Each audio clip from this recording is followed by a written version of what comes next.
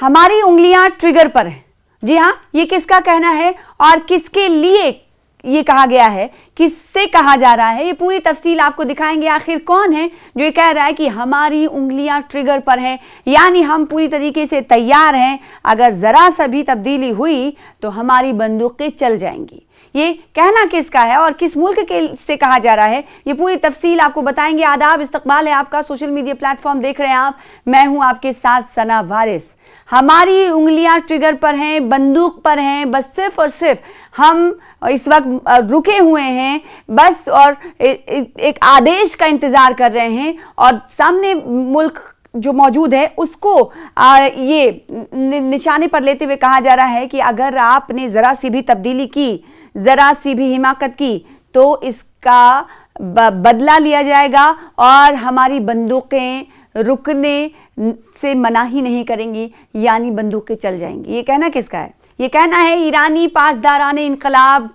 Core के सरबराह का, जिन्होंने जुमेरात के रोज अमेरिका और इसराइल को खबरदार किया है कि हालिया मुजाहिरों की वजह से गलत अंदाजे नहीं लगाएं। हम तैयार हैं और हमारी फौज ने अपनी उंगलियां ट्रिगर्स पर रखी हुई हैं। यानी अमेरिका और इसराइल को इंतबाह दिया जा रहा है, धमकी दी जा रही है, चेतावनी दी जा रही है कि जरा सा भी आपने फायदा उठाने की कोशिश की, हमारे मुल्क के जो हालात थे, हमारे मुल्क के में जो पैदाशुदा हालात ने फायदा उठाने का मौका आपको दिया, या फिर आपने ही ऐसा माहौल क्रिएट किया, तो ऐसा ना भूलें कि हम इस वक्त पस्त नजर आ रहे हैं। हम पस्त नहीं हैं। पासदार इनकलाब कह रहा है कि हमारी फौज तैयार है, हम लोग तैयार हैं, और ये किसी तरह की गलतफहमी में इसराइल और अमेरिका ना रहे कि हम इस वक्त पस्त नजर आ रहे हैं मुजाहिरों की वजह से, सरकार के खिलाफ जारी एहतजाज की वजह से हमारी उंगलियां तैयार हैं, ट्रिगर्स पर रखी हुई हैं। हमें जैसे ही आदेश मिलेगा, अहकामात मिलेंगे, और जैसे ही आपने अगर कुछ तब्दीली अपने अमल में लाई, तो हमारे बंदूकें जो कि अभी ट्रिगर्स पर हमारी उंगलियां हैं, वो उंगलियां चल जाएंगी, ट्रिगर्स को दबा देंगी, यानी हम जंग की शुरुआत कर देंगे। ये बयान अमेरिकी सदर ट्रंप की तरफ से सामने आने वाले उन कई बयानात के बाद सामने आया है, जिसमें अमेरिकी सदर कहते हैं कि उन्होंने ईरान के खिलाफ फौजी कार्रवाई की ऑप्शन को अभी खुला रखा हुआ है। आपको याद होगा कि जब कई रोज़ा एहतजाज ईरान में हुआ, तो ईरान में एहतजाज का फ़ायदा, या फिर यूं कहें जैसा कि ईरान ने इल्ज़ाम लगाया है कि ईरान की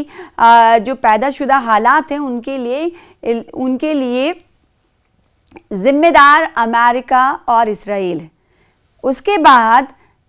डोनाल्ड ट्रंप की तरफ से वक्तन फ़वक्तन कहा गया कि हमारी फ़ौज तैयार है, मदद आ रही है और हम ईरान के अवाम के साथ हैं, और इस तरह की जो तानाशाही ईरान की सरकार की तरफ से चल रही है उसे बर्दाश्त नहीं करेगा अमेरिका। तो इन तमाम बयानात के बाद पासदाराने इनकलाब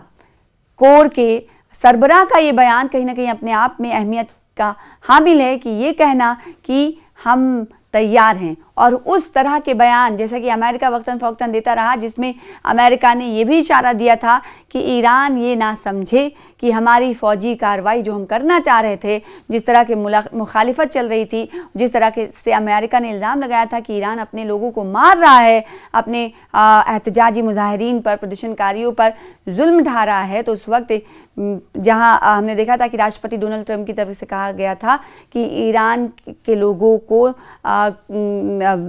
सामने रखकर कि मदद आ रही है, उसके बाद डोनाल्ड ट्रंप ने यह भी कहा था कि हमने फौजी ऑप्शन को खुला रखा है। यानी ईरान ये नहीं माने कि भले ही उसके यहाँ पुरतशद्दुद मुजाहरे ख़त्म हो गए हों, एहतजाजी मुजाहिरीन शांत हो गए हों, अब ताकत की वजह से ये इल्ज़ाम लगा रहा था अमेरिका कि ताकत के बलबूते ईरान ने अपनी आवाम को चुप रखने की कोशिश के तौर पर इस अमल को दिखाया। जब वहाँ पर मुजाहरे शांत हो गए, एहतजाजी मुजाहरे ख़त्म हो गए, हालात धीरे धीरे मामूल पर आने लगे, उस वक्त डोनाल्ड ट्रंप ने कहा था कि हम फ़ौजी ऑपरेशन भेज रहे हैं, मदद का इंतज़ार कीजिए ईरान के आवाम से मुखातिब होकर। लेकिन उसके बाद हमने देखा जब हालात मामूल पर लौटने लगे, तब भी डोनाल्ड ट्रंप ने कहा कि ऐसा मत समझे ईरान कि हमने फ़ौजी कार्रवाई के ऑप्शन को बंद कर दिया है, बल्कि हमारे फ़ौजी कार्रवाई का ऑप्शन जो है हमारा, वो अभी भी खुला हुआ है। उनका ये बयान जून 2025 में 12 रोज़ा जंग के बाद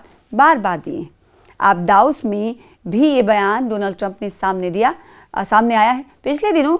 हमने देखा था कि 28 दिसंबर से ईरान में शुरू होने वाले मुजाहिरों के दौरान भी सदर ट्रंप ने कई बार ईरान के खिलाफ फौजी कार्रवाई की धमकियां दी थी, इंतबा दिया था। और जुमेरात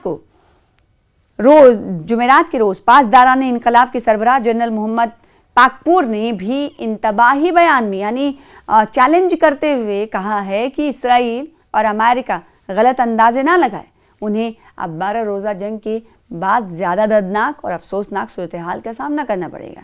कमांडर ने कहा कि पासदाराने कोर ने अपनी उंगलियां ट्रिगर्स पर टिका रखी हैं और ईरान पहले से ज़्यादा मुअस्सर जवाब देने के लिए तैयार है। यानी आप ये समझें कि ईरान ये कह रहा है कि हमारे यहाँ भले ही एहतजाजी मुजाहरे जारी रहे हों, भले ही हमारे यहाँ हालात ख़राब रहे हों, जिसका फ़ायदा अमेरिका ने उठाने की कोशिश की, तो ईरान ये ना समझे कि इस वक्त जो हालात हैं वो उसने जो ख़राब किए अब वो ईरान चुप बैठ गया है। ईरान चुप नहीं, ईरान कह रहा है कि हम पहले से ज़्यादा तेज़ आवाज़ में, पहले से ज़्यादा तेज़ अंदाज में, पहले से ज़्यादा मुअस्सर जवाब देने के लिए तैयार है। हम सब अपने सुप्रीम लीडर के हुक्म के मुंतज़िर खड़े हुए हैं। देखिए, जैसा कि हमने अब से कुछ देर पहले आपको इस वीडियो में बताया कि सिर्फ और सिर्फ आदेश का, सिर्फ और सिर्फ हुक्मनामे का, सिर्फ और सिर्फ अहकामात का इंतज़ार। यानी ईरान की फ़ौज ये कह रही है कि हम तैयार हैं, हमारी उंगलियां ट्रिगर पर हैं। अमेरिका, इसराइल इस बात की हिमाकत ना करे और ये ना सोचे कि हम चुप हो गए, बल्कि हमारी उंगलियां ट्रिगर्स पर मौजूद हैं। सिर्फ और सिर्फ हम सुप्रीम लीडर आयतुल्लाह खामनाई के हुक्म के मुंतज़िर में खड़े हुए हैं। पासदाराने इनकलाब के कमांडर का ये बयान ईरान के सरकारी टीवी से जुमेरात के रोज़ ईरान के कौमी दिन के सिलसिले में नशर किया गया। हालिया हंगामों के दौरान भी मुजाहिरीन को कंट्रोल करने में पासदाराने इनकलाब का किरदार कलीदी रहा है। इन हंगामों के दौरान ईरान के सरकारी मीडिया के मुताबिक 3117 अफराद हलाक हुए हैं,